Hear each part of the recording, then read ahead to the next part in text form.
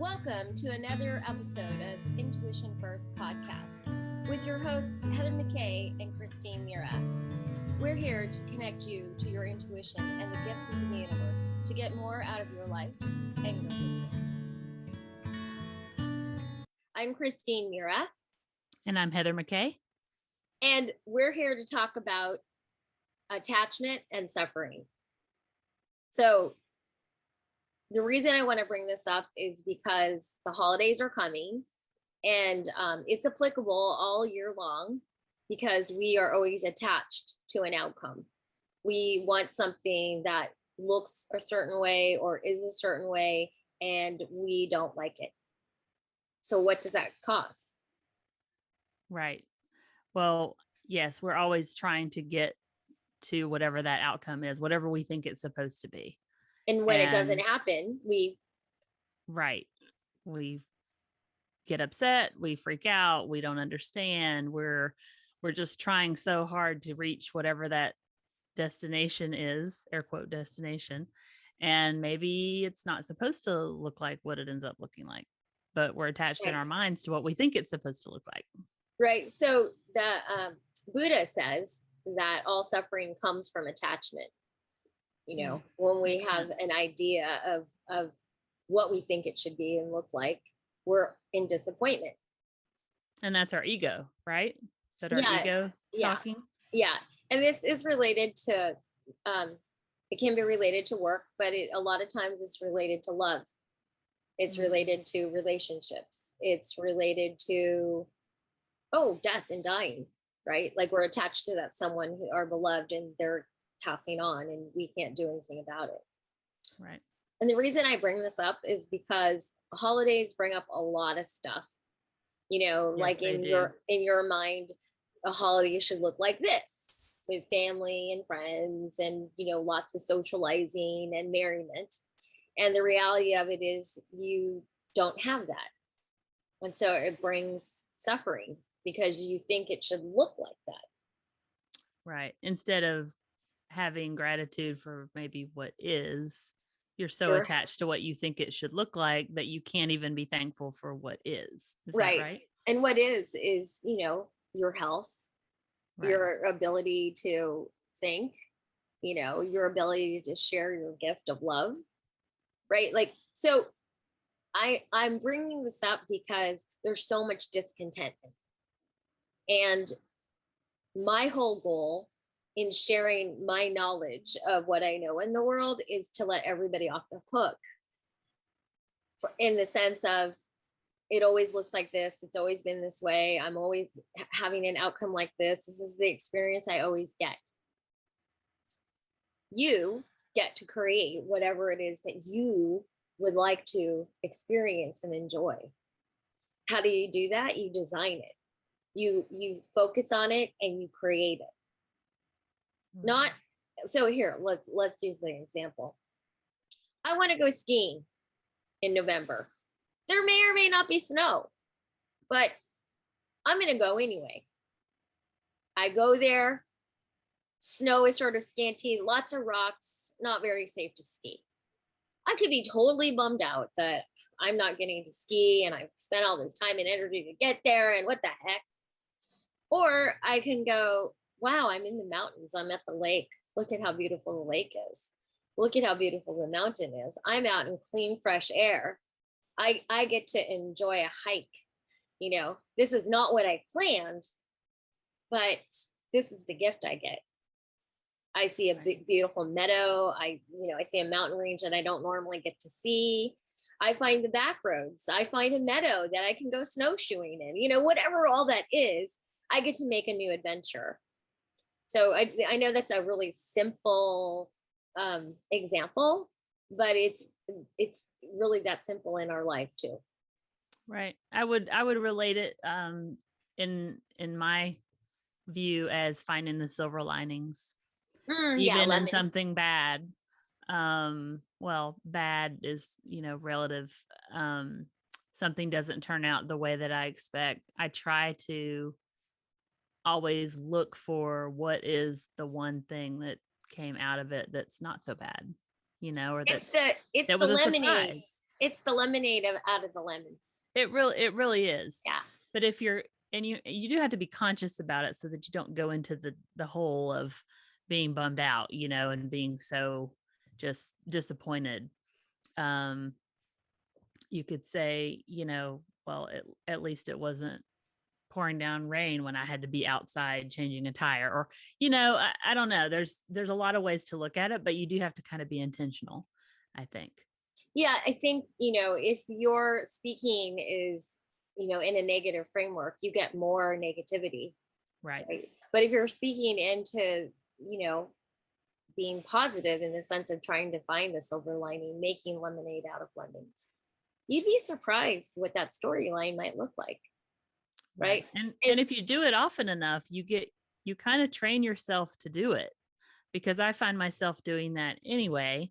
And sometimes I'll have whatever, a moment of, whatever it is. And then I'll be like, okay, well, this, silver lining is this.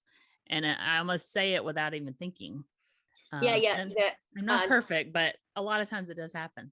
On Sunday, we had our first torrential rainstorm. I can't remember what they called it, but it just poured and poured. Like, we haven't had rain like that in years that I can remember, that much in such a short period of time.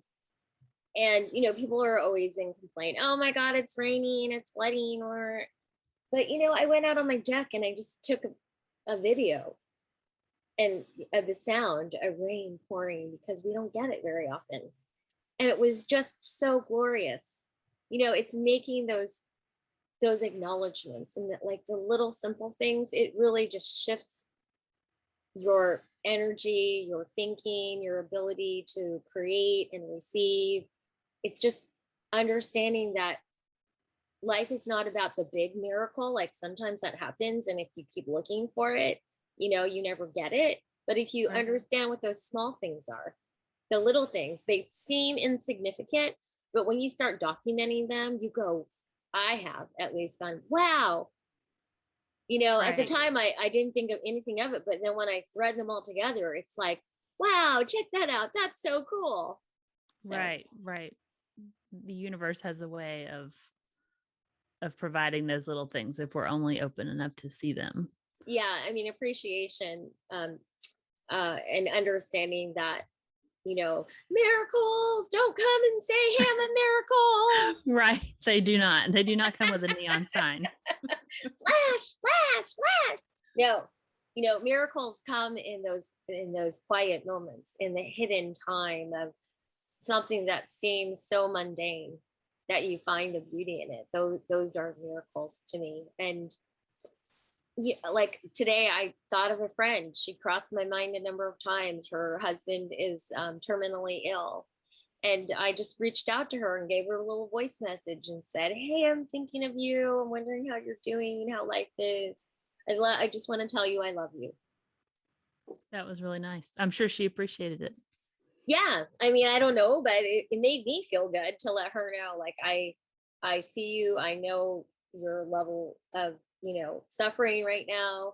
I'm here to love you and support you. Because, when someone's departing, it's a tough time.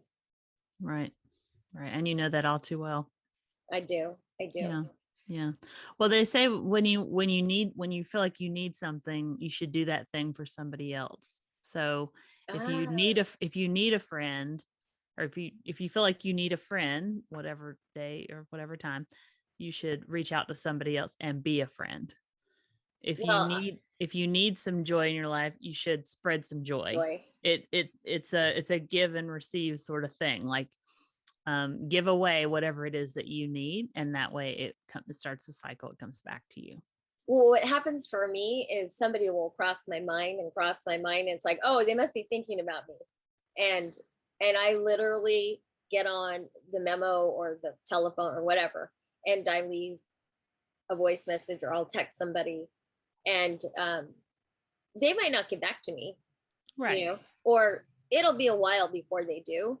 Yeah. But I just know, like, I felt like I made a difference. That she knows that I'm thinking of her and that I love her, and then I know it's a challenging time. Like, that was important, because when my husband was dying, she was there all the time. She was taking walks with me. She was helping me with my kids. She was, she was holding me when I was crying, So we don't live close together anymore, but at least a voicemail or voice message away. Yeah. And people don't do that often enough. I've had a friend cross my mind several times over the last month or so, and I haven't reached out directly like that, but I think I will, because she's crossing my mind for a reason. Right. And, I don't know what that is. You might think you sense something. Your intuition may tell you. You say there's spidey sense. My spidey sense. My spidey sense tells me something's going on. And maybe it is, maybe it isn't, but there's some reason she's been on my mind. So okay, we'll make that call. I've got to reach out. Text. So if there's somebody out there, if you're listening, that has been crossing your mind, or you just want to reach out and say something nice to somebody, do it. Yeah, people don't do it often enough. The ripple effect is huge. You just only get this moment. Like we think our life is indefinite, like forever, infinite. I thought that's the word. And it's just not true. It's definitely not. Right. So if you leave that voicemail and it makes a difference, or maybe it's your last voicemail, it makes a difference. Right. The Dalai Lama also says that if man realize every day that they're going to die, like they really embrace the fact that they weren't going to be here on the planet, that each day that they live is more valuable. Right. And so, I'm asking you to do that. I'm asking you to seize the moment at the moment it comes across. Don't put things off, especially with people that you love and you care about. Like I love yous are a big deal. They are. Absolutely. So, and go ahead. No, go ahead. Oh, I was just going to say, so, we started off about attachment and suffering, and we got to this place of gratitude and appreciation.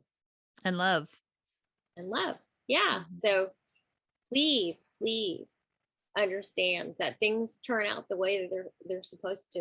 And if it doesn't look like the way you thought it was, let it go and see what the gift is. Look for the gift. I love that message. Yeah. It's a good one. So I think this is a great place to stop and start another conversation in the next video. So Heather, what did we say at the end? Oh, thanks for following us, or share and follow. How does that go? Yeah. If you enjoyed this episode, please follow, subscribe on Apple, and let us know what you liked and what you'd like to hear more of. If you'd like to connect with us online, please connect at Intuition First on Instagram, or in the Facebook group at Intuition First on Facebook. Right. We have, and join the group or ask to be invited or whatever. We'd love to be growing our community. And if you have anything that you want to leave in the comments, that would be awesome, because we're just a little growing podcast and YouTube channel that needs all the love that we can get. So absolutely. And we love having these conversations, and we love to have more conversation with you. Yeah. Thank you so much for stopping by. Talk soon. Have a great day. Bye-bye. Bye. Thanks for joining us for this episode of Intuition First. We're so glad that you chose to spend your time with us today. If you know someone who could benefit from this episode, please share it with them and tag us on Instagram at Intuition First. We'd love to hear what you enjoyed and what you'd like to hear more of. And until the next time, keep listening to your intuition. It really knows what it's talking about.